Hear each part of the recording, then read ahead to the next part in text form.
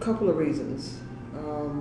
First of all, we're in a food desert, and we were really in dire need of a place where we can get fresh fruit and vegetables.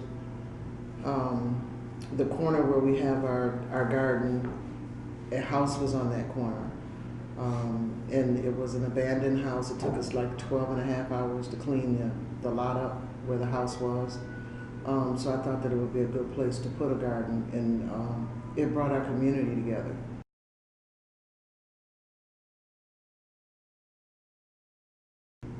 It's been sort of a lifesaver for us. It's brought our community together in a way that I haven't been able to bring us together before. I'm a block club chairperson, so I've tried many different things to bring the block together. It's been a place of healing. Initially, we started the garden for edible reasons, fresh fruit, fresh vegetables. But I found that it was a sort of a spiritually healing place also.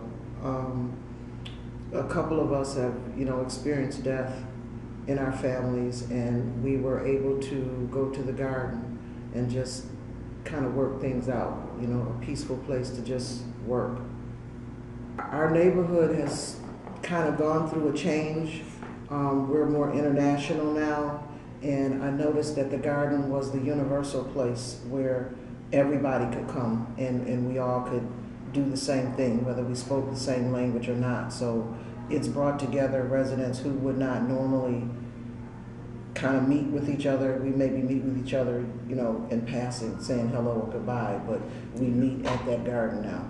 So it brought out more. I got more participation in that garden in 2 years than I got out of our block club in the 8 years that I've been chairperson of the block club. Yeah. I really did, because I finally found a common ground.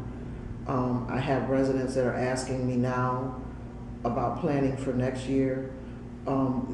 It's not a set community group, but I had people in our surrounding areas, like 5 blocks away, 10 blocks away, come to me as they were partaking of our garden and asking how we got the garden started. We did have a few people like on the side street and a couple of streets away that came to help us, with the garden. So it's branching out into the community.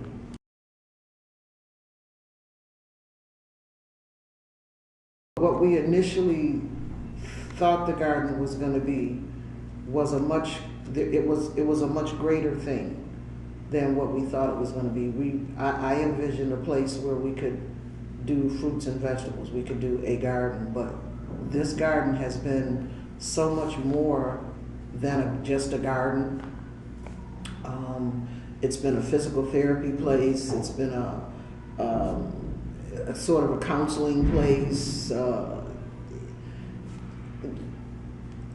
I don't really know how to put it in words, but it has been so much more than what I thought it was going to be.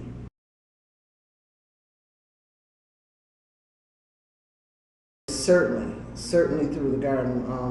This summer we ate out of that garden like crazy. And there were residents on the street who said that they didn't necessarily eat that volume of fresh fruits and vegetables as they did this year when we did the garden. So I know that there was a change. I know for me, I ate twice as much fresh stuff as I normally would have because it was available and it was there.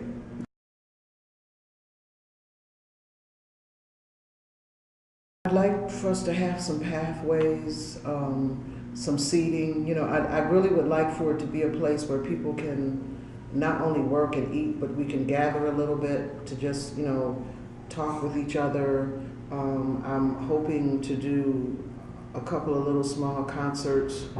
We're hoping for it to be a place where we can gather, not just to harvest fruits and vegetables, but a place that we can kind of gather on the street in one place to do some things.